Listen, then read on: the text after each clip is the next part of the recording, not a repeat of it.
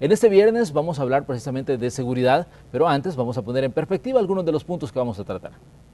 La Bartolina de la Policía Nacional Civil albergan actualmente a 5.139 reos, a pesar de que en los últimos meses se ha trasladado 2.909 a centros penitenciarios.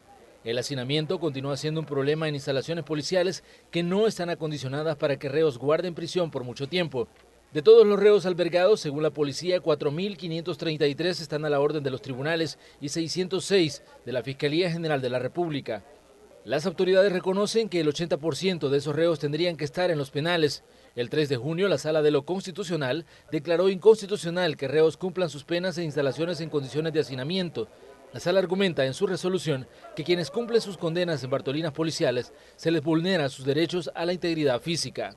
El 12 de septiembre, la Sala desarrolló una audiencia para conocer de las autoridades penitenciarias las acciones que realizan para reducir el hacinamiento. Combatir este problema, sin embargo, resulta difícil debido a que a diario la policía realiza un estimado de 89 capturas. Otro dato preocupante para el trabajo policial son los constantes enfrentamientos con grupos de delincuentes armados, hechos que según cifras que maneja el Cuerpo de Seguridad han dejado en lo que va del año un estimado de 363 muertos. En esos tiroteos se ha logrado capturar también a unas 200 personas. La policía también ha decomisado un estimado de 190 armas. Las autoridades han detectado también que los delincuentes portan armas de guerra, como por ejemplo fusiles M16 de fabricación estadounidense y AK-47 de fabricación rusa. Para la policía estos son momentos difíciles. En lo que va del año ha sufrido 29 bajas. En 2015 fueron 62 de sus elementos los que cayeron tanto en acciones contra la criminalidad como en ataques orquestados para quitarles la vida. Hasta el 1 de septiembre la policía daba cuenta de 300 enfrentamientos, cifra que seguramente a este 16 de septiembre ya se incrementó. Esta mañana en la entrevista de Hechos AM haremos un recuento del trabajo de la Policía Nacional Civil. Precisamente ese recuento lo vamos a hacer con el señor director general de la Policía Nacional Civil, el comisionado Jaguar Coto, quien se encuentra con nosotros y a quien por supuesto le damos la más cordial de las bienvenidas a Canal 12. Señor director. Muy buenos días, Manuel, es un gusto estar aquí de nuevo con ustedes conversando sobre estos temas tan interesantes. Director, comencemos hablando del problema de hacinamiento. Ustedes recientemente, el 12 de septiembre, tuvieron esta audiencia con los magistrados de la Sala de lo Constitucional para hablar sobre este problema que fue declarado inconstitucional, el hacinamiento en Bartolinas y en prisiones. Pero, ¿cuál es el planteamiento que ustedes le presentaron a la Sala sobre esta situación que se les ha venido a medida la situación de criminalidad se ha agravado y el trabajo de ustedes se ha intensificado y también pues las capturas? Sí, bueno, fue una audiencia. Yo podría catalogarla como sui generis porque no es lo que normalmente se da, es decir, no era una audiencia donde se estaba acusando a alguien en particular, sino que partió de la sentencia que la sala o la corte había emitido en su momento sobre el problema y las medidas que se tenían que ir tomando en cuanto al hacinamiento carcelario. En particular, esta audiencia obedeció a una demanda interpuesta por 3 personas que habían guardado, bueno, algunas todavía guardan detención, otros no, en Bartolinas de la Policía Nacional Civil y que denotaban las condiciones en las cuales los detenidos se encuentran en las mismas. En esta audiencia tuvimos la oportunidad, junto con el ministro y el director de centros penales, y además también los jueces penitenciarios, de exponer cuáles son las condiciones en las cuales está. Ya el director de centros penales, que me imagino ha ampliado sobre esta situación, pero en lo que corresponde a la policía, específicamente en las Bartolinas, nosotros exponíamos en parte esto que ya se dijo en la introducción del programa, que revela la existencia de condiciones muy complicadas en las Bartolinas. De hecho, para poner en perspectiva, nosotros tenemos efectivamente, las cifras cambian todos los días, pero tenemos aproximadamente a este momento 5.200 reos en unas Bartolinas que realmente tienen capacidad para unos 1.200 o un máximo de 1.500 reos. Entonces, la saturación llega en algunas Bartolinas hasta 4 veces más gente de la que debería estar ahí. Esto afecta significativamente la situación de seguridad de los detenidos, en tanto que es complicado tanto su custodia, es complicada la forma en la cual estos detenidos reciben alimentación o reciben atención médica. Las condiciones de hacinamiento en algunos lugares nos han significado problemas de salud. Sin embargo, hemos ido desarrollando mecanismos con otras instituciones, precisamente como el Ministerio de Salud, la Procuraduría de Derechos Humanos, etcétera, a fin de que el impacto de esta sobrepoblación en las Bartolinas sea la menor posible.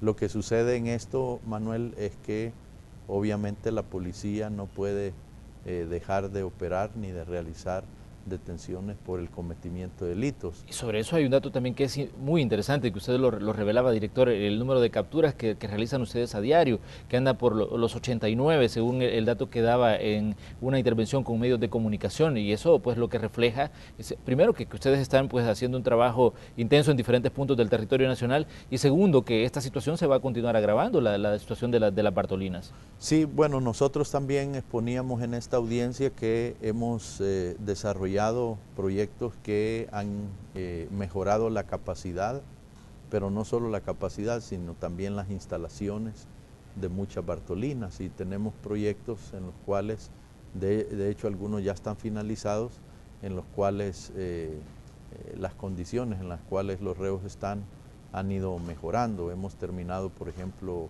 de construir Bartolinas en Lourdes Colón, en Usulután, tenemos ahorita ya en proceso las de Soyapango. Son como 8 o 9 lugares donde esta situación ha cambiado significativamente. Lo que sucede, Manuel, es que, y lo decíamos con claridad en la audiencia, es que nunca la Policía Nacional Civil va a desarrollar proyectos de mejoramiento de infraestructura en Bartolinas con la visión de un centro penal. Es decir, un centro penal está diseñado para que un reo cumpla una condena, que puede ser de 3 años a 20 años o 30 años.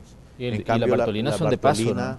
Están diseñadas para que una persona esté ahí, no solo que no haya tanta gente, sino que además esté por un lapso máximo de 72 horas y que después sea trasladado a un centro penal.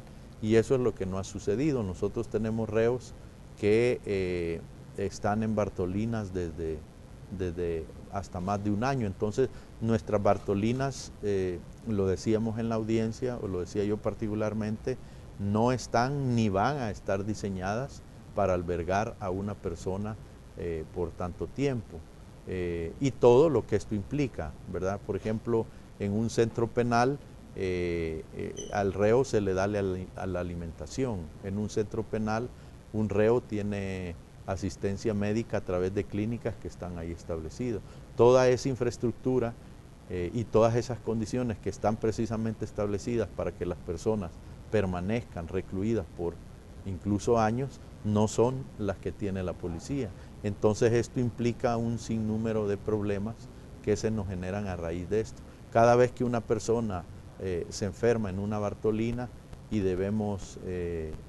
tiene que tener atención médica, debemos de sacarlo y trasladarlo a una unidad de salud, ¿verdad? Tenemos que estar recibiendo la alimentación que los familiares llevan para los reos, porque nosotros no tenemos una partida presupuestaria para alimentación, siempre bajo el concepto del cual ya hablábamos. Entonces, esto es así. Lo que pasa es que también hay que hacer una evaluación del índice de prisionalización que hay en el país, y también empezar a preguntarnos si no hay medidas alternas, cómo se está haciendo en general en el país o concibiendo el problema de la prevención del delito, porque nosotros somos un país que tiene, aproximadamente entre centros penales y Policía Nacional Civil, pues más de 35,000 reos.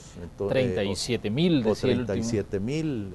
Y como usted mismo decía, las cifras van cambiando a diario. Van cambiando a diario, y dentro de poco serán 40,000, etcétera. Y cuando uno evalúa cuántos detenidos por habitantes hay, tenemos una de las tasas de prisionalización más altas del mundo, Entonces, hay que también a largo plazo pensar qué pasa en nuestro país, que tanta gente va a las cárceles, ¿no? Ya eso es algo que la Policía Nacional Civil no es un tema de la Me policía, imagino pero que que al final para ustedes afecta. como policía es difícil, por ejemplo, el manejo de situaciones, porque si usted tiene a toda esta gente en las Bartolinas, hay que garantizar situaciones básicas como, por ejemplo, accesar a un servicio sanitario, el poder bañarse, el poder hacer, digamos, su vida dentro de las condiciones que se puede dentro de una Bartolina, pero me imagino que, como usted nos decía, las instalaciones no están hechas para albergar a tanta gente y que permanezcan ahí durante tanto tiempo. Me imagino que esas son situaciones que pues para ustedes son hasta cierto punto difíciles de manejar. Sí, son particularmente difíciles desde dos puntos de vista, ¿no? En primer lugar, las condiciones que un detenido tiene al interior de una Bartolina. Y en segundo lugar, la inversión de recursos y personal que la policía tiene que hacer para atender un fenómeno de este tipo. Decía yo en la audiencia que es uno de los varios fenómenos en el país que obligan a la policía a invertir recursos y a invertir personal en funciones que no corresponden. Por ejemplo, también poco se habla del depósito judicial. Todos los vehículos que están en predios famosos como Changayo, pero que tenemos 20, 25 predios de ese tipo a nivel nacional, que es algo que le corresponde a la Corte Suprema de Justicia, no a la Policía Nacional Civil.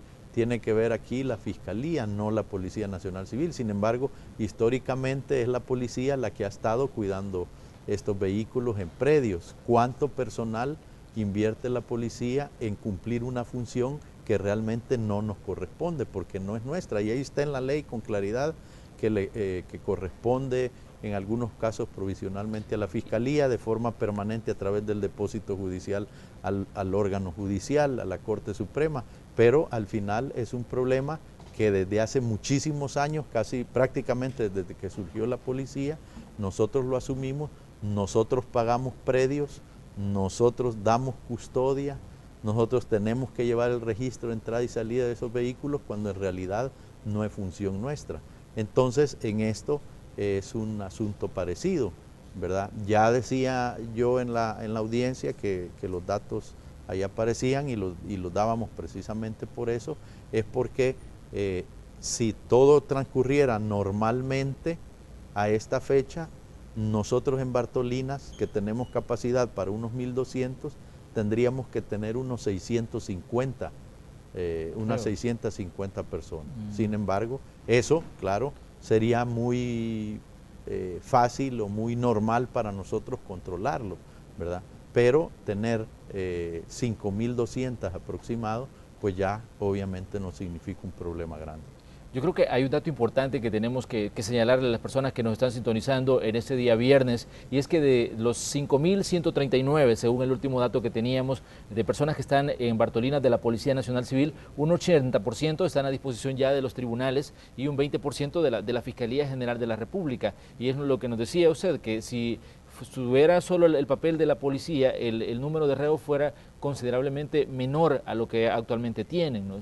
Así es, serían todos aquellos detenidos que durante 72 horas permanecen mientras son puestos a la orden de los tribunales y la Fiscalía presenta el requerimiento. Si en esa audiencia el juez determina que sale libre, pues esa persona se pone en libertad, y si el juez determina que tiene que seguir guardando prisión para realizar un juicio en contra de este individuo, entonces ya el sistema de traslado de reos, y no la policía, sino el sistema de traslado de reos de la Corte Suprema de Justicia, tendría que recogerlos como se hacía antes y llevarlos a un centro penal. Es decir, en teoría ninguna persona más allá de 72 horas debería de permanecer en una Bartolina. Sin embargo, eso es lo que tenemos, y de hecho a este momento todavía hay muchos jueces que después de esa audiencia, ¿verdad?, ponen a este reo a orden del tribunal, pero lo dejan en la Bartolina. En la Bartolina por orden judicial. Esto ha sido un trabajo adicional también, porque fíjate que cuando nosotros hablábamos de estos 2.900, vamos a hablar de 3.000 que hemos trasladado a las Bartolinas, resulta que para trasladar a esos casi 3.000, nosotros como policía hemos tenido que recurrir a cada uno de los juzgados, ¿verdad?, que tienen a la orden estos reos para que nos entreguen un oficio donde modifican, ¿verdad?, que ya no estén en Bartolinas para que pasen a un centro penal y entonces poderlo trasladar a ese centro penal. ¿Qué es lo que sucede si tú lo ves en perspectiva? Es de que si bien hemos trasladado a casi 3.000 reos, cuando ese proceso inició, lo que nosotros teníamos eran como 5.500. Y ahora, aún habiendo trasladado 3.000, tenemos 5.200. Ahí puedes ver, ¿verdad?, el efecto de la cantidad de detenciones, es decir, no es un número estático, ¿verdad?, sino que si bien se han trasladado una cantidad considerable a centros penales, pero como tenemos aproximadamente 90 detenidos al día, entonces la cifra no disminuye Esto se ha vuelto hasta cierto punto un círculo vicioso para la policía, que me imagino que lo que ustedes quieren es pues que salir lo antes posible de ahí, aunque las condiciones y la situación que está viviendo el país lo que indica es que va a tardar mucho tiempo todavía para que ustedes puedan ver por lo menos espacio en las Bartolinas que les toca custodiar y que manejar como cuerpo de seguridad, ¿no? Es que nuestro planteamiento ha sido y seguirá siendo el mismo en esto, Manuel, y es el hecho de que nosotros no podemos detener ni la presencia policial, ni tampoco podemos detener las operaciones de investigación que en conjunto con la Fiscalía realizamos. Producto de estas operaciones que surgen detenidos.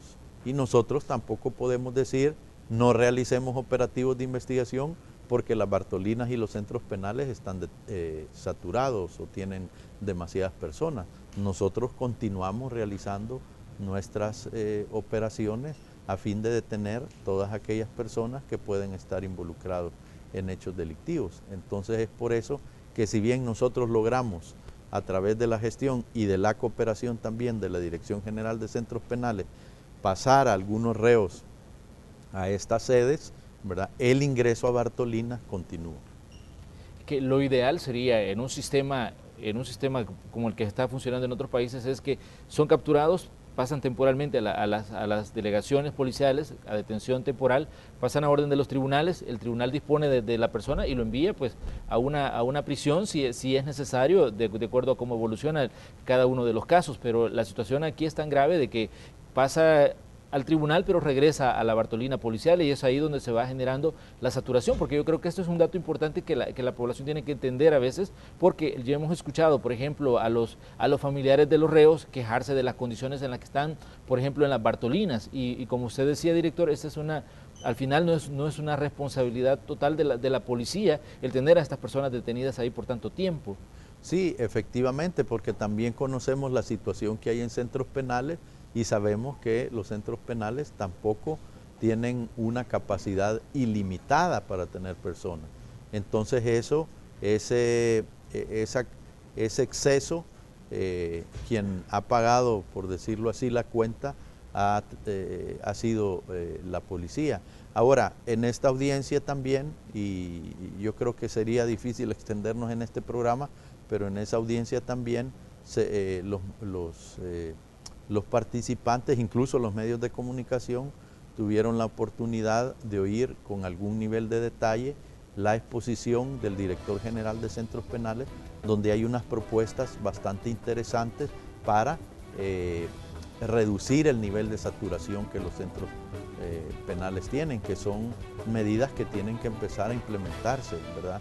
Porque a este ritmo llegará un momento en que tanto las Bartolinas como los centros penales tendrían un nivel de saturación ya inmanejable. Director, tenemos que hacer una pequeña pausa, pero les queremos recordar a ustedes que nos están sintonizando en este viernes que tenemos habilitado el número 7697-1235. Agréguenos al sistema WhatsApp y envíenos ahí sus comentarios o preguntas de los temas que estamos tratando esta mañana en el espacio de la entrevista. Ya regresamos.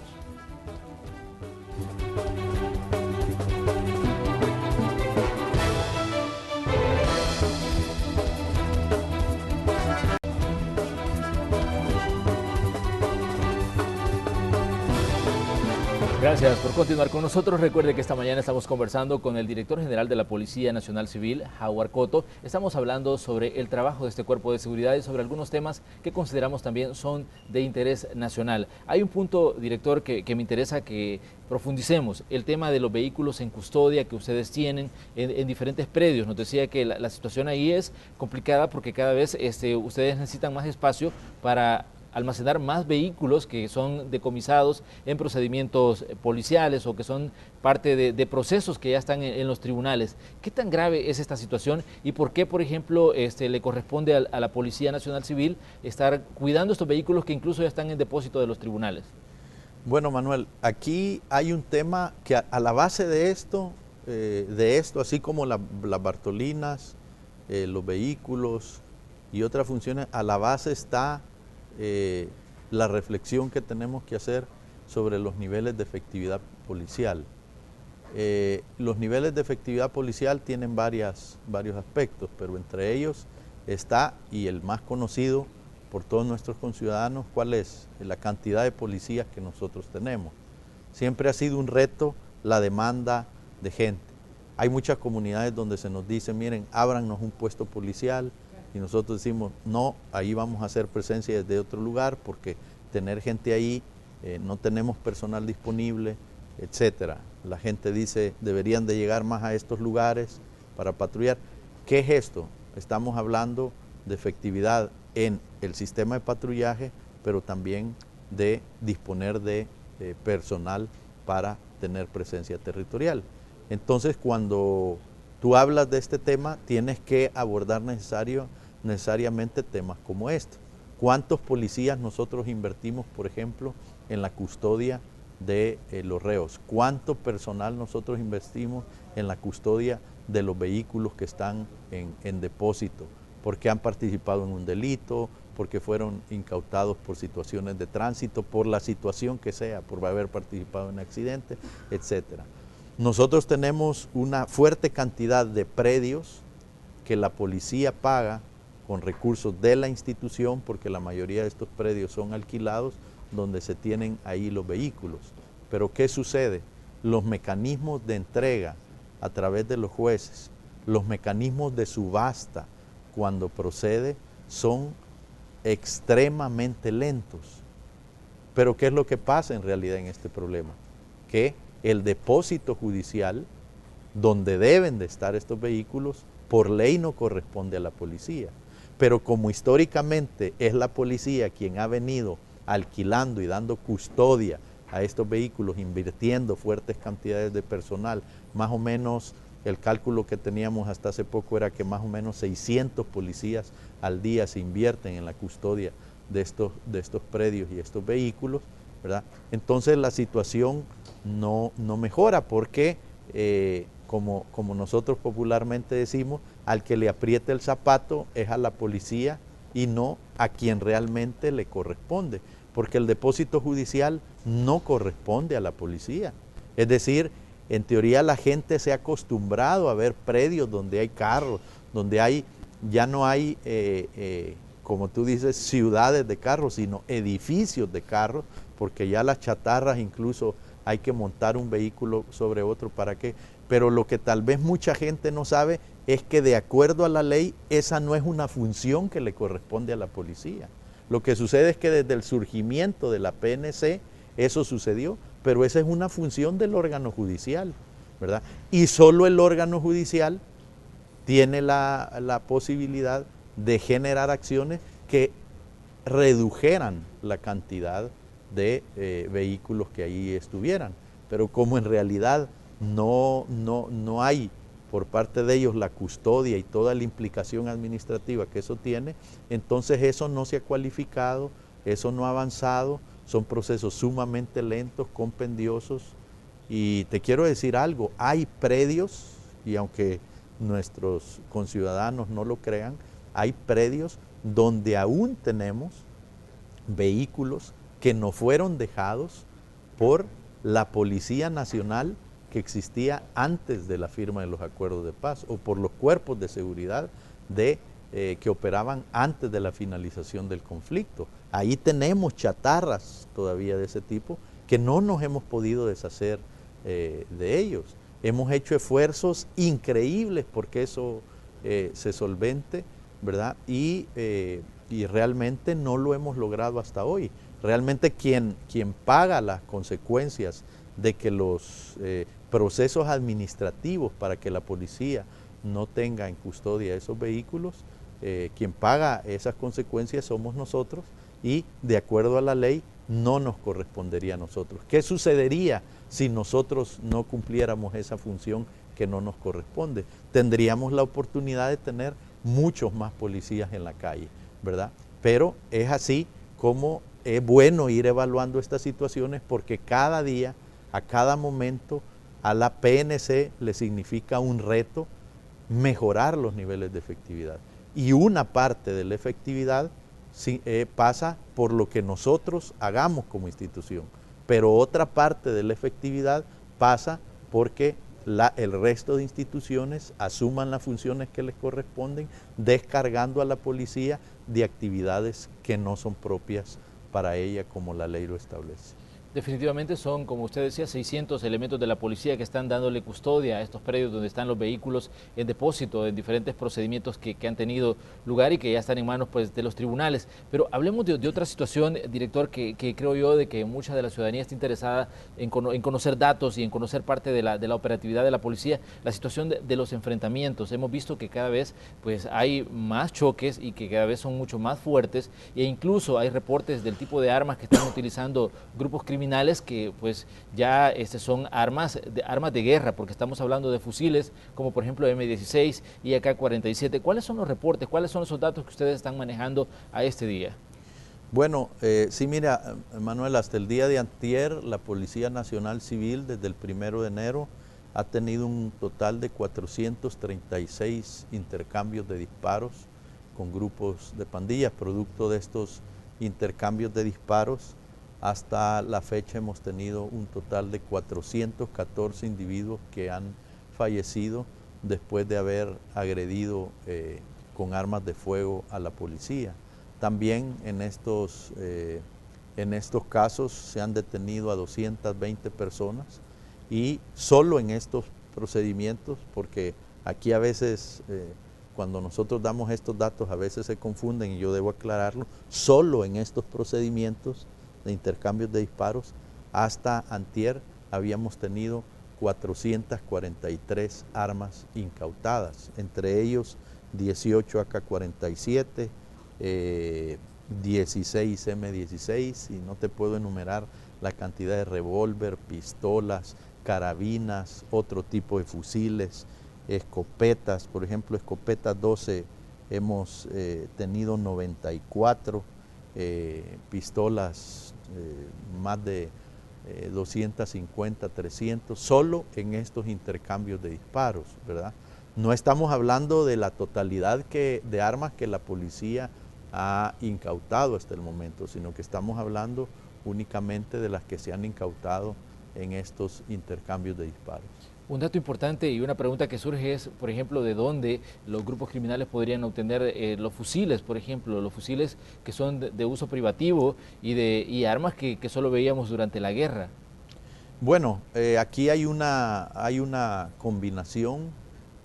Cuando nosotros realizamos las incautaciones de estas armas, podemos denotar que hay algunas que están en un estado de deterioro, que denotan que serían remanentes del conflicto armado, y también hemos incautado algunas otras que están en muy buenas condiciones y que podrían venir de tráfico internacional de armas, es decir, que hayan ingresado a nuestro país ilegalmente.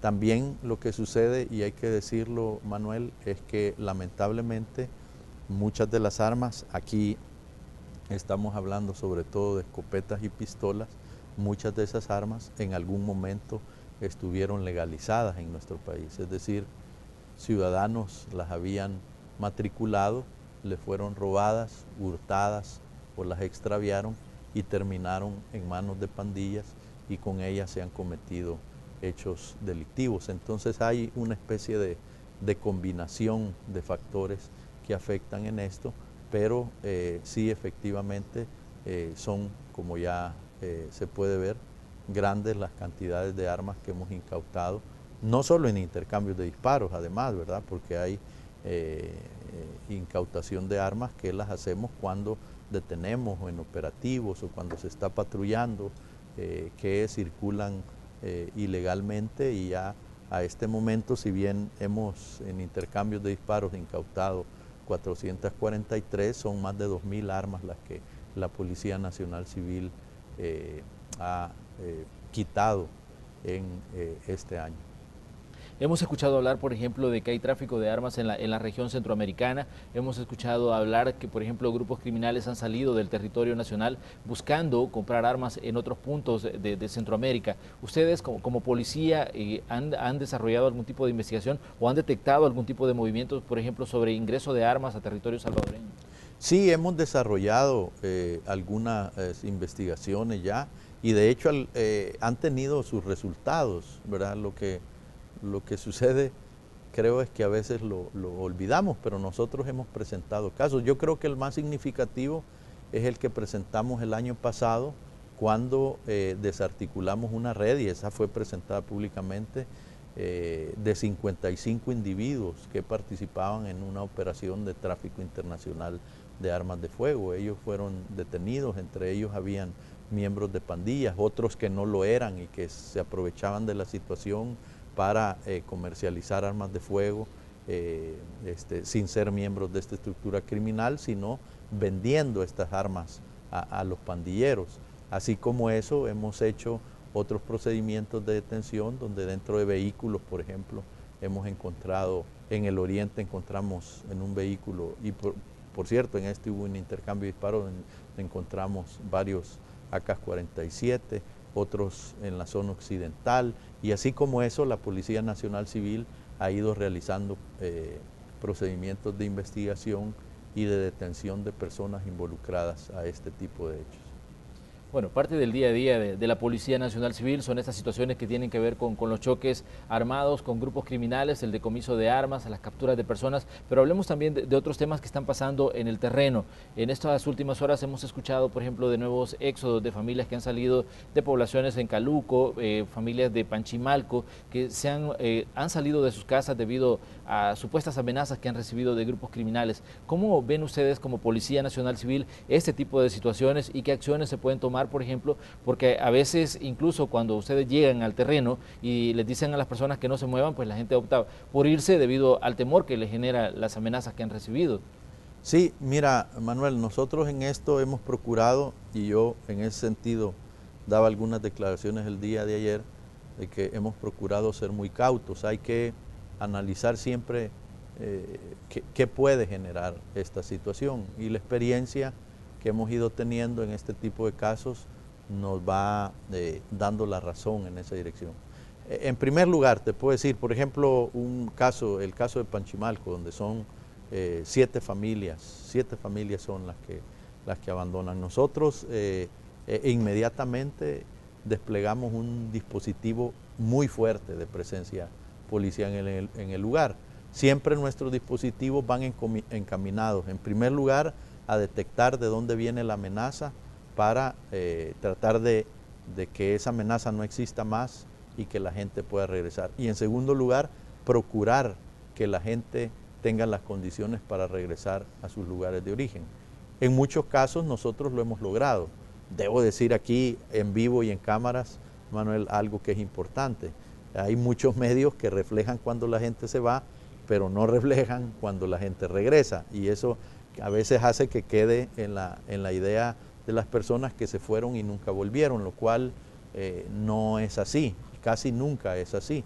¿verdad? Pero independientemente de ello, lo que sí te quiero decir es que en muchos de estos casos, sin hablar ahorita de los casos específicos que me preguntas, pero en muchos de estos casos nos hemos ido encontrando que la gente que sale tiene una amenaza real de grupos de pandillas, pero cuando uno hace un análisis más profundo, un miembro de su familia o la familia en su conjunto tienen relación con un grupo criminal de este tipo, reciben una amenaza y esa amenaza la difunden y la trasladan, y en ocasiones hay personas que terminan saliendo por la amenaza inicial, aunque no haya una directa contra ellos, ¿verdad?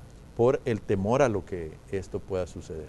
Entonces, lo que quiero decir con esto es que son situaciones de manejo muy complejo, porque hay una decisión de una persona o de una familia de irse del lugar. No es fácil convencer a la familia que regrese.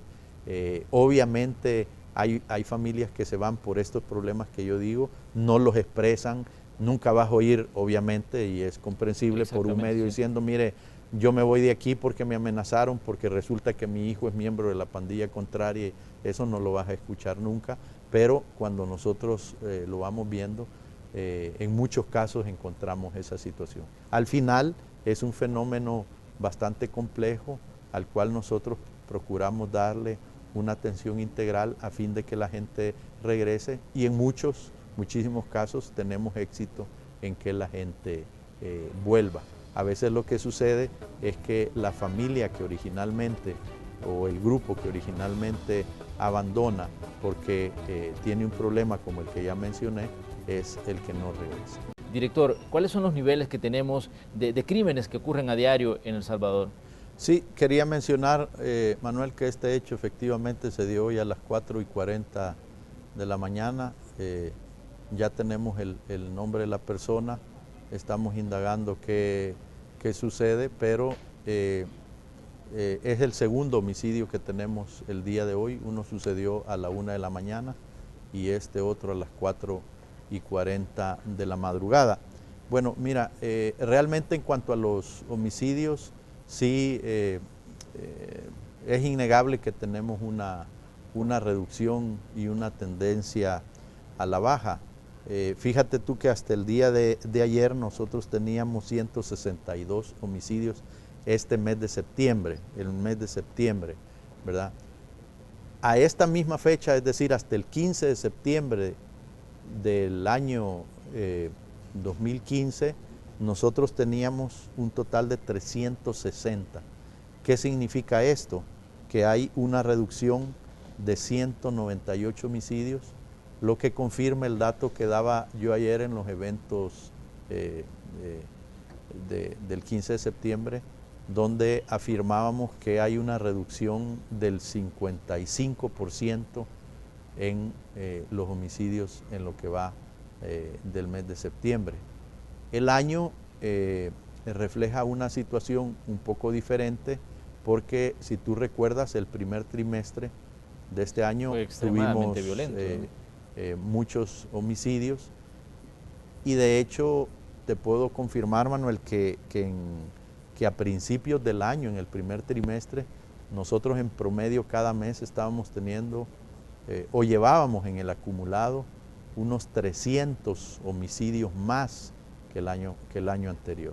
Sin embargo, a esta fecha, y te quiero comentar que exactamente el 9 de agosto se rompió el esquema de tener más homicidios que el año pasado. Justo ahí llegamos al punto de 0 homicidios más que el año pasado, y a esta fecha ya tenemos un total de 614 homicidios menos que el año anterior.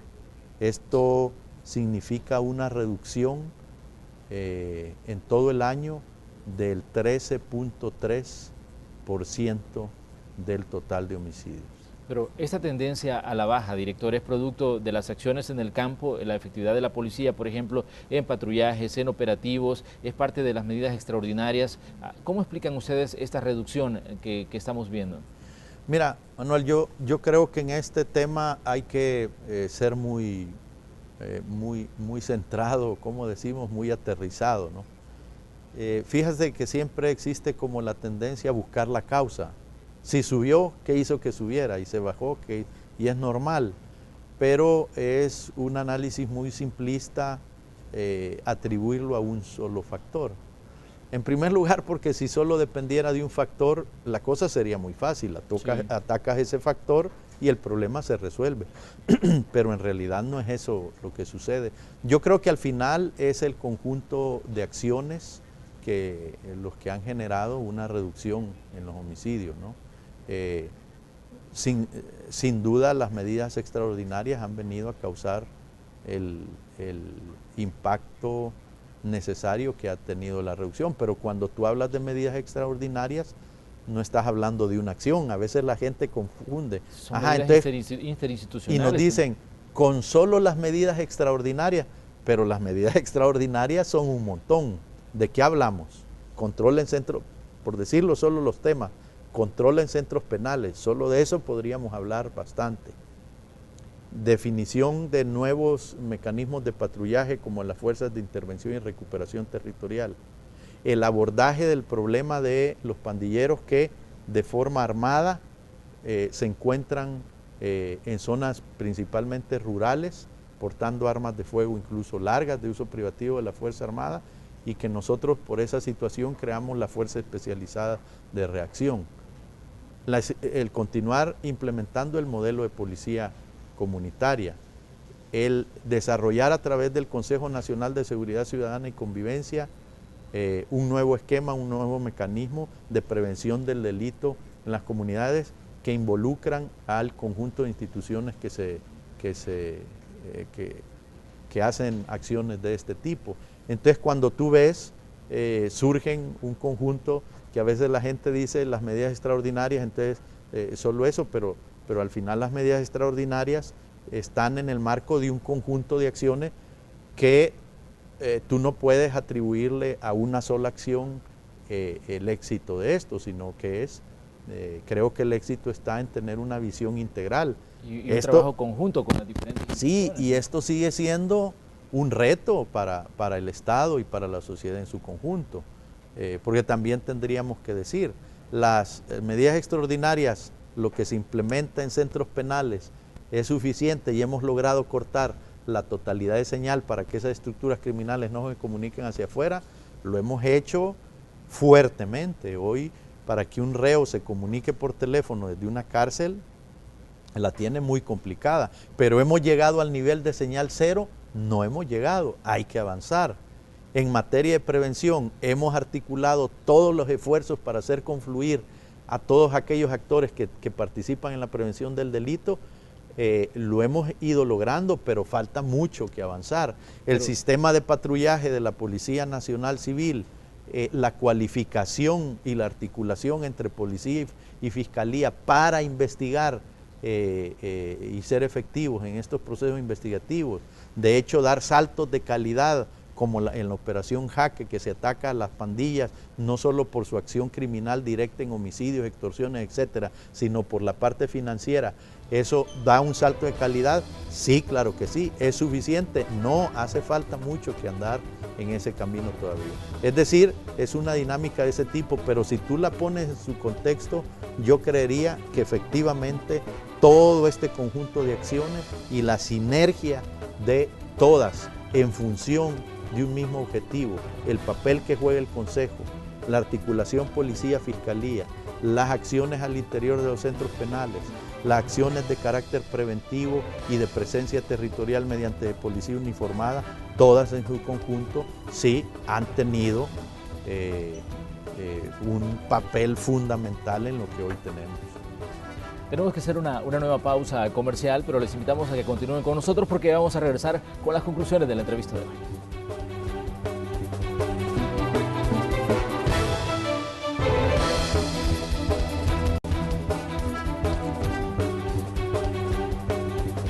Esta mañana pues estamos conversando con el director general de la Policía Nacional Civil sobre situaciones que tienen que ver con el trabajo de este organismo de seguridad que se desplaza por diferentes puntos, en algunas zonas ya con alto índice de criminalidad, en otras situaciones con alta densidad poblacional, y estamos enfocando los diferentes elementos que lleva, por ejemplo, el trabajar en el cuerpo de seguridad en El Salvador. Director, hay un elemento que me llamó la atención de lo que usted decía en la declaración anterior sobre, por ejemplo, estos grupos que se mueven hasta cierto punto en la clandestinidad en algunas zonas. ¿Qué tan grave es esta situación, por ejemplo, de grupos que ustedes hayan detectado que se están moviendo con armas de grueso calibre, por ejemplo, como las que ya mencionábamos, como fusiles, en algunos puntos del territorio?